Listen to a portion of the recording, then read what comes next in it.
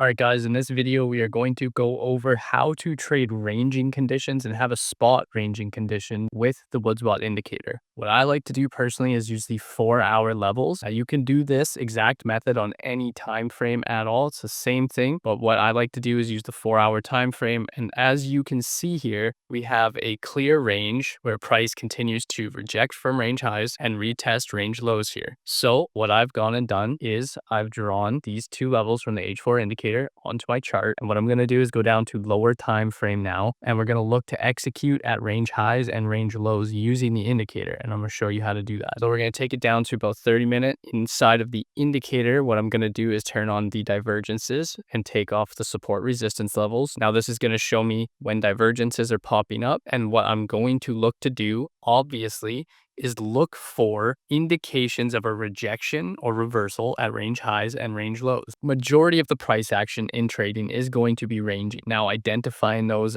ranges and trading those ranges is probably one of the hardest things to do in trading because it is completely different than trading trending condition. Well, with Woodsbot, we make it very easy, as I showed you, to understand where the range is using the indicator levels, and then I'm going to show you how to operate and navigate the range to take legitimate trades when price comes to range high or range low. So if you've watched the support resistance one on flipped and rejections and you've watched the divergence one, this is just going to be a repeat of that, but I'm going to show you how you can actually just trade the ranges. So when you're trading ranges, all you want to do is trade the extreme, range high, range low. So using the indicator and the RSI and OBV divergence option, you can see that when price comes into range high, we get a 30-minute bearish divergence here. So this was the first time that range was kind of forming here, but just for example's sake, I'm going to show you. So we got a nice rejection from here as swept range high and then accepted back below for an 8% move. And we made a move back into range high where we came in, swept it again, and rejected. And you could have even scalped this one for, a 3% move. The next one here,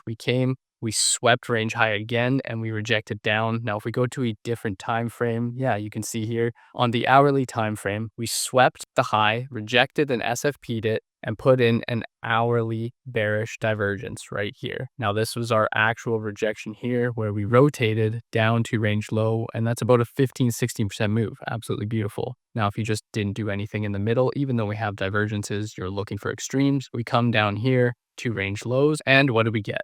We get a bunch of 30-minute divergences into a sweep of the range low here. You can see here RSI became oversold, sweeps, and what do we get? Again, a rotation back into range highs for another 18% move. Now, what happens? We come up and we become quite overbought on the 30-minute time frame, getting a divergence here around range highs. Not quite at it, but you still could have scalped the indicator, and it's a 5% move. What happens? Now we actually get the move into range highs, come in, reject, 30-minute bearish divergence. That's your trigger. And again, you get a nice rotation down for a 12% move. So playing with the indicator, you could have avoided all of the stuff in the middle, taken the nice trades at the ranges, extremes, and caught a lot of nice moves. And I'll show you again on TIA here. So we're going to turn off the divergences. I will show you the levels. So if we turn on the support resistance levels, we can see here that we have a nice range right in here. Price deviates slightly above and below, but you can see all of the rejections forming this range. Many tests at range high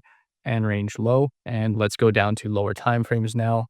We are going to take the levels off and we're going to put on the RSI divergences and take this down. So I have the 15-minute divergences on. Again, this is kind of where the range formed, first touch range high, first touch range low. From there, we can look to play these extremes. So same as last time, 15-minute div, oversold, sweep range lows. That's your trigger to get long. This would have played out for a nice 13% move. So you can see here, even this one, we had the 15-minute div as it pushed into range highs. It went a little bit above here and we rejected after we accepted back inside the range. Again, you could have shorted this to range lows for a nice 10% move. Lots of 10% moves from either extreme here.